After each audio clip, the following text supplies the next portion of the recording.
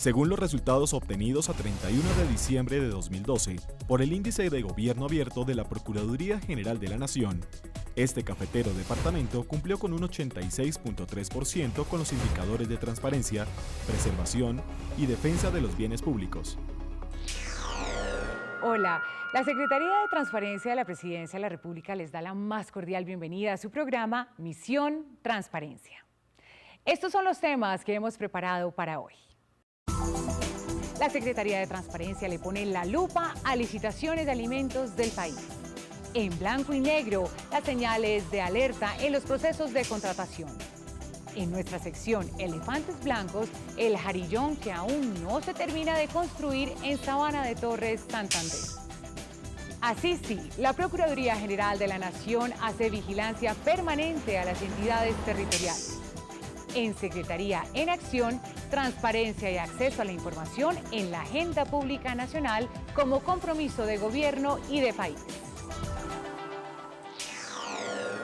La Secretaría de Transparencia de la Presidencia de la República le puso la lupa a las empresas contratistas de alimentos del país, porque algunos de ellos volvieron común la creación de muchas empresas para presentarse en los mismos procesos licitatorios. Es así como la Secretaría y la Unidad Penitenciaria y Carcelaria han venido blindando el proceso licitatorio más grande que maneja esta entidad y cuyo objeto es la logística de alimentos en todas las cárceles del país.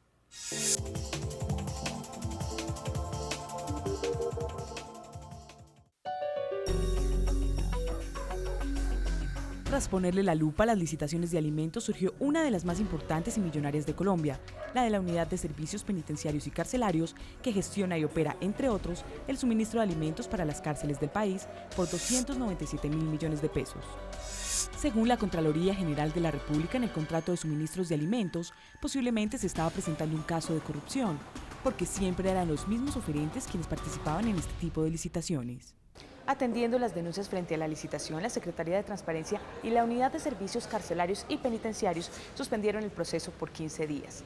El aplazamiento buscaba pluralidad en la licitación. Abrir el proceso contractual me parece que es definitivamente importante para que puedan concurrir válidamente medianas y pequeñas empresas en un libre juego de precio y calidad, que es justamente uno de los temas que más se echa de menos.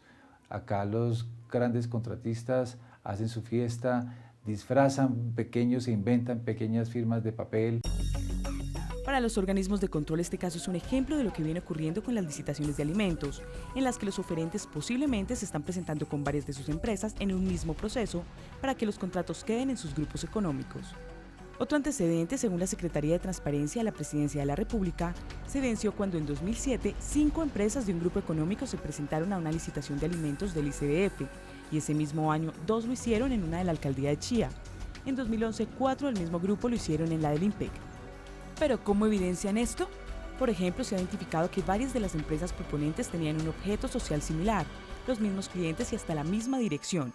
Y en otros casos comparten representantes legales, revisores fiscales y juntas directivas.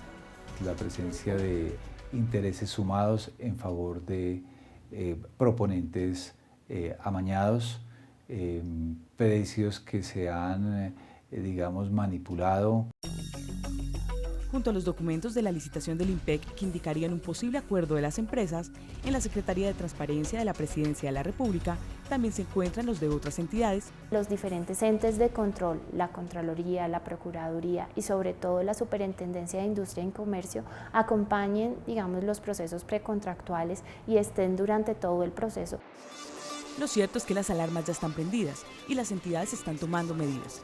De esta forma se evidencia una vez más la búsqueda de la cultura de la transparencia, donde todo esté a los ojos de todos.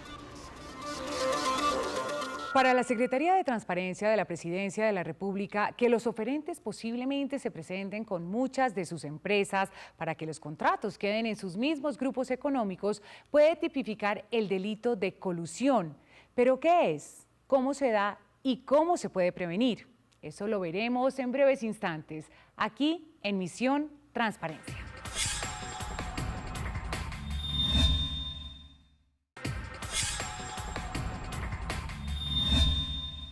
Seguimos en Misión Transparencia. Antes del corte veíamos cómo las entidades del gobierno vienen dando una batalla para evitar que millonarios procesos licitatorios sean permeados por la corrupción y cómo se prendieron las alarmas sobre un delito que cada vez se hace más común y evidente: la colusión. Según estudios de la Organización para la Cooperación y el Desarrollo Económico, la contratación en el sector público representa hasta el 15% del Producto Interno Bruto de Colombia, lo que significa valiosas oportunidades de negocios para cualquier particular.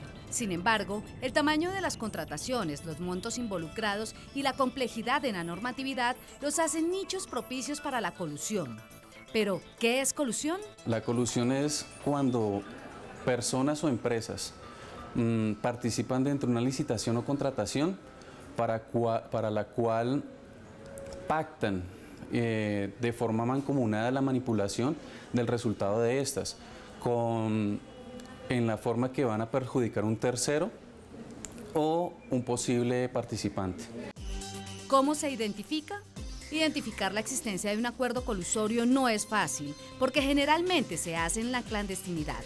Sin embargo, los organismos de control han identificado como los más comunes. Mediante las ofertas, en el momento en que se entregan las ofertas, se puede evidenciar en ciertos momentos que son idénticas unas de otras, siendo de proponentes diferentes. También se puede encontrar por medio de los errores ortográficos, tachaduras o enmendaduras, que se encuentran dentro de diferentes documentos que están dentro de la oferta económica. Otra de las prácticas es el intercambio de información entre los funcionarios y los futuros proponentes para direccionar la adjudicación. Cuando retiran intempestivamente las ofertas para que solo quede uno o dos proponentes, de los cuales ellos ya han pactado cuál es el que va a ganar dentro de estos dos que quedan. También existe la rotación de ofertas, es decir, que las empresas participan en los procesos, pero acuerdan turnos para ganarlas.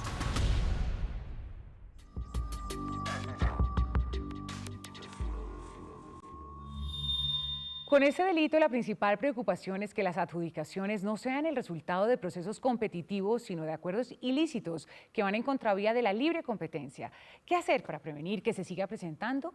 Eso lo analizaremos con la doctora Juliana Martínez Bermeo, directora encargada de la Unidad de Servicios Penitenciarios y Carcelarios, y con el doctor Germán Enrique Vaca Medina, superintendente delegado para la protección de la competencia de la Superintendencia de Industria y Comercio. Bienvenidos. Muchas gracias.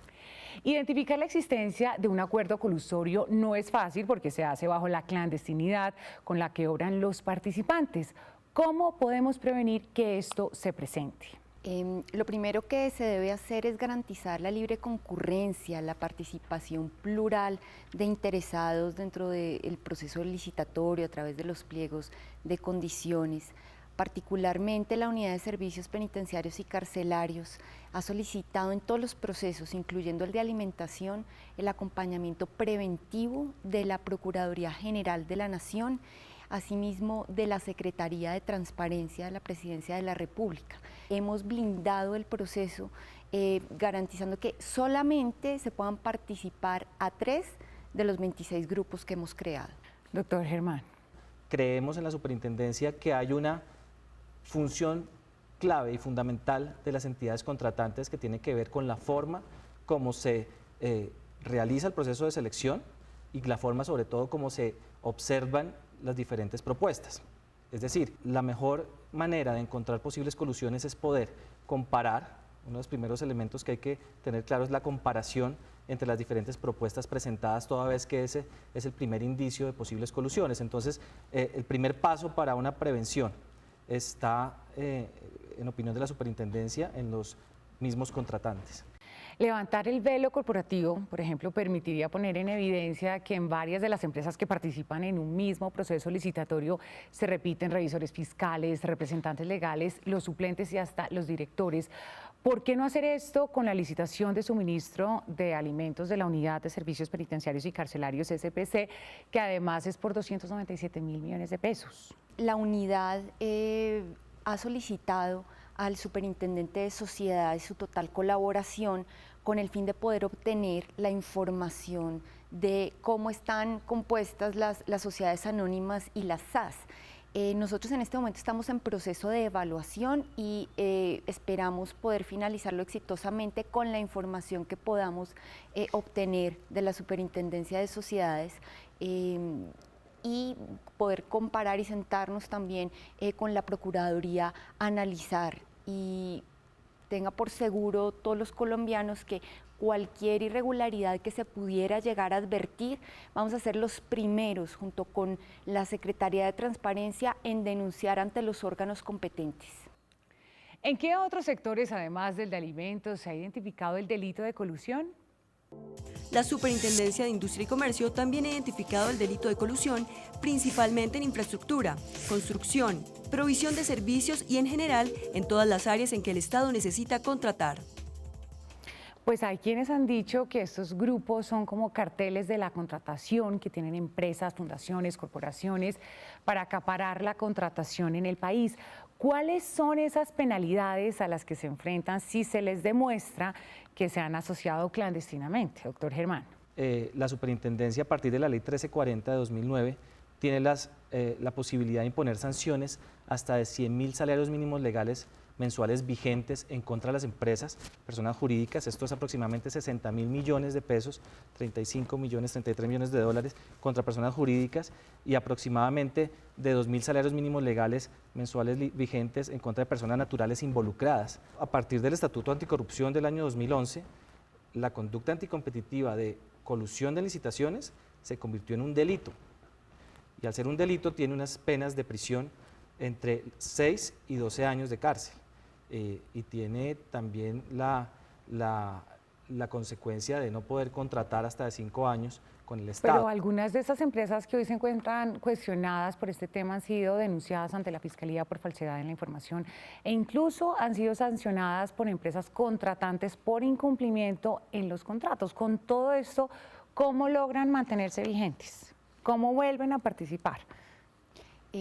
Efectivamente, hay varias empresas que son objeto de investigación por los órganos competentes. Hay algunas otras que ya han sido sancionadas. En el evento, por ejemplo, aquellas sancionadas, cuando se les impuso la sanción, aún todavía no estaba tipificado como delito.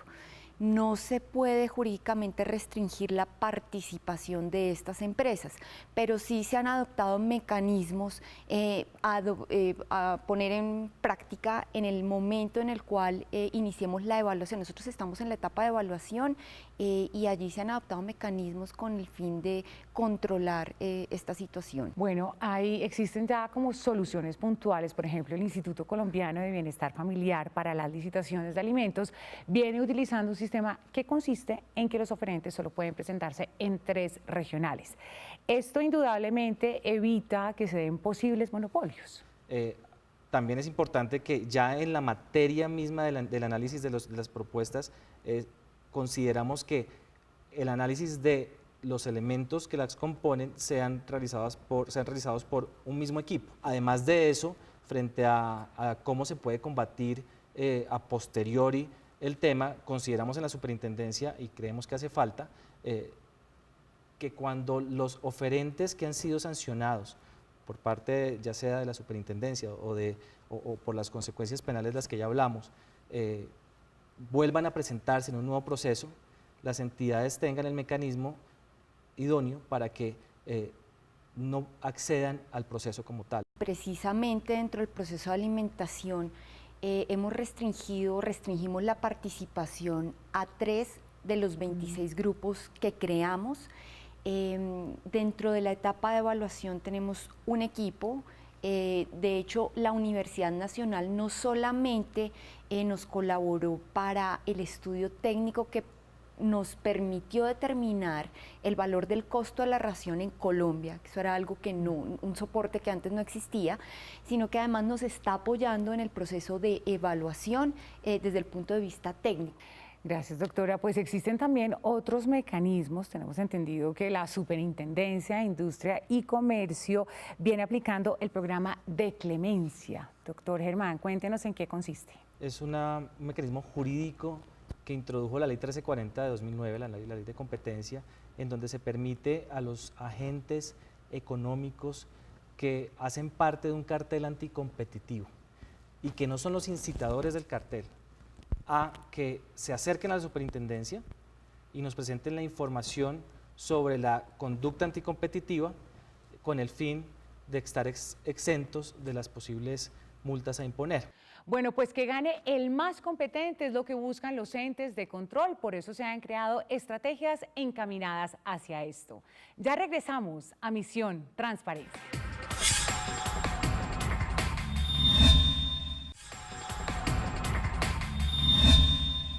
Continuamos en Misión Transparencia y llegamos a nuestra sección Elefantes Blancos. Hoy les traemos la historia de la construcción de un jarillón en Sabana de Torres, Santander, que beneficiaría a 6 veredas. Inicialmente se construirían 9 kilómetros, pero el contratista entregó un jarillón de 3.5 kilómetros. ¿Por qué? Elefantes Blancos.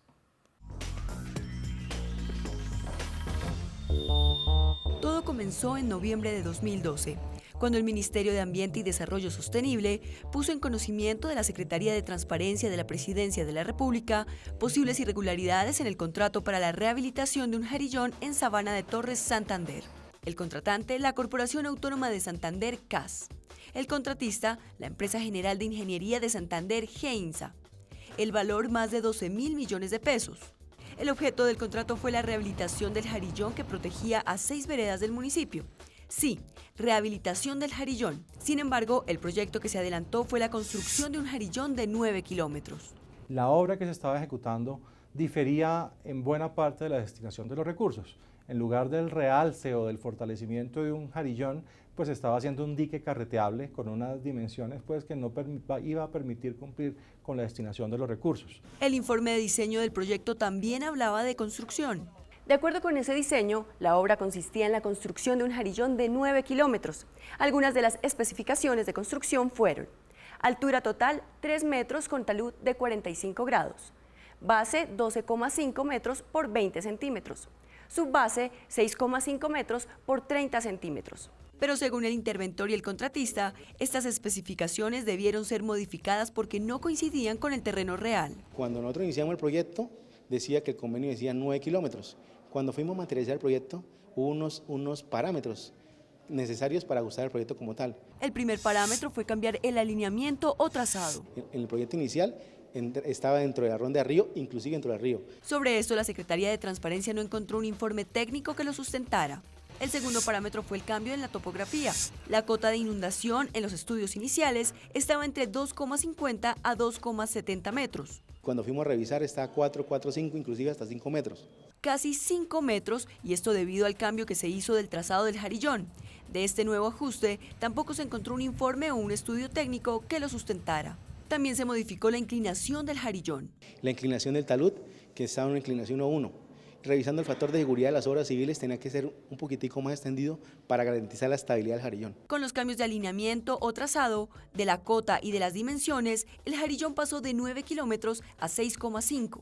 Sin embargo, hoy está de solo 3,5. La razón, también se cambió el punto de extracción de los materiales. Aunque la Secretaría de Transparencia determinó que en el estudio de diseño se establecía que las canteras se encontraban a distancias de 10 a 20 kilómetros, GEINSA asegura que en el proyecto este punto no se contempló. El contratista hizo una propuesta, porque el proyecto no lo decía, que el terreno apto para construir el jarillón lo iba a buscar dentro de 6 kilómetros.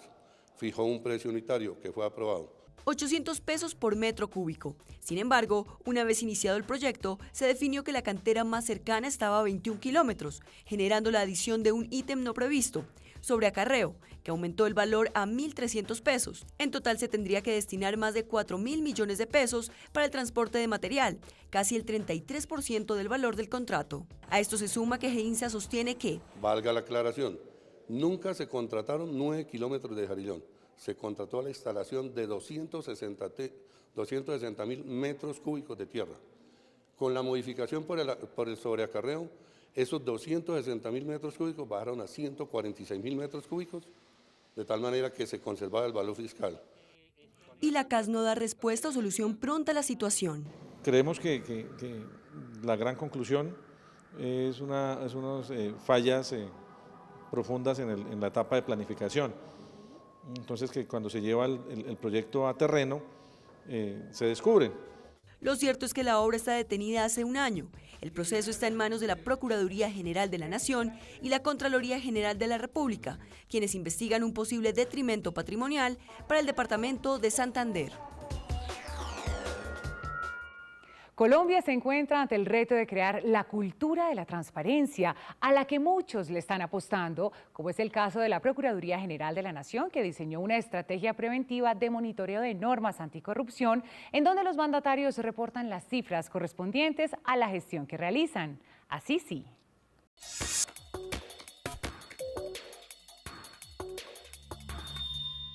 Ya son 1.133 alcaldías y gobernaciones del país que hacen parte del Índice de Gobierno Abierto IGA. El Índice de Gobierno Abierto es uno de los instrumentos más modernos en el mundo en lucha contra la corrupción, tal como lo ha contemplado el Banco Interamericano de Desarrollo, la OEA y el Banco Mundial. Este instrumento fue diseñado por Colombia, por colombianos, y diseñado en conjunto entre la Procuraduría y la Secretaría de Transparencia de la Presidencia de la República, con el concurso de muchas entidades del orden nacional. Con este mecanismo, la Procuraduría General de la Nación hace vigilancia permanente en las entidades territoriales en 4 componentes: control interno, almacenamiento, exposición y diálogo sobre la misma. Se cogieron las normas que se consideraban básicas para poder cumplir y evitar que la corrupción sea posible, es decir, mitigar el riesgo de corrupción. Los resultados ya se ven.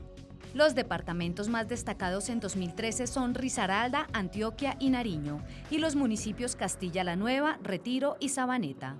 En octubre, a través de la página web de la Procuraduría, www.procuraduría.gov.co, los ciudadanos también podrán consultar los índices de las entidades públicas del país. Se llama el IGA Integral o el Íntegra, que aborda 9.040 entidades públicas, es decir, la totalidad de las entidades públicas que comprenden el Estado colombiano. De esta manera, el Índice de Gobierno Abierto IGA cumple con su tarea de generar alertas tempranas sobre irregularidades administrativas, promoviendo el cumplimiento normativo y buenas prácticas para prevenir sanciones disciplinarias y posibles actos de corrupción. Con el seminario Escenarios para la Paz, Transparencia y Anticorrupción, la ONG Transparencia Internacional celebró sus 15 años de trabajo en nuestro país. Sin transparencia, la paz no será sostenible. Con este lema, la Corporación Transparencia por Colombia celebró sus 15 años de lucha contra la corrupción en el país. La gente ha comenzado a tomar conciencia que la corrupción no es solamente un problema que afecta al Estado, que afecta a los políticos, sino es un problema que nos afecta a todos. En el evento al que asistieron conferencistas nacionales e internacionales, se analizaron los desafíos que tendrá Colombia en materia de lucha contra la corrupción en un escenario post-conflicto.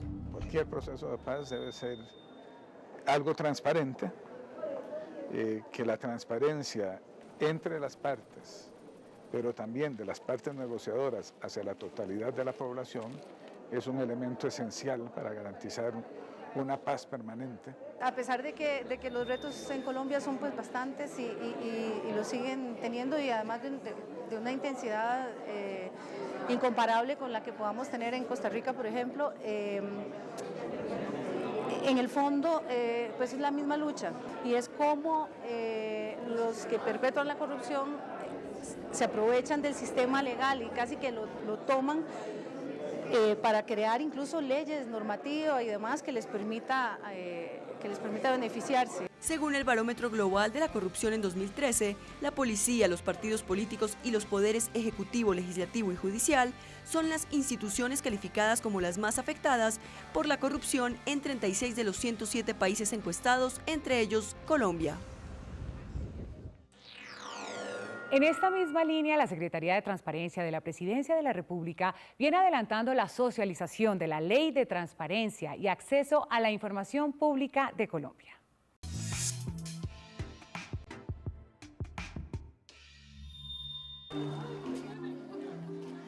Desde hace 8 años, Colombia viene trabajando en la implementación de una ley de transparencia para que las entidades gubernamentales mantengan un compromiso de buenas prácticas en su accionar. El país se encuentra en un momento clave para el fortalecimiento de la rendición de cuentas y la construcción de ciudadanía. Por eso, la Secretaría de Transparencia de la Presidencia de la República hizo un foro sobre la Ley de Transparencia y del Derecho de Acceso a la Información Pública en Colombia, invitando a expertos internacionales a contar sus experiencias y prácticas del tema en Latinoamérica. En Chile la Ley de Acceso a Información Pública está vigente desde hace 4 años y paulatinamente hemos ido implementando la ley en los distintos sujetos obligados.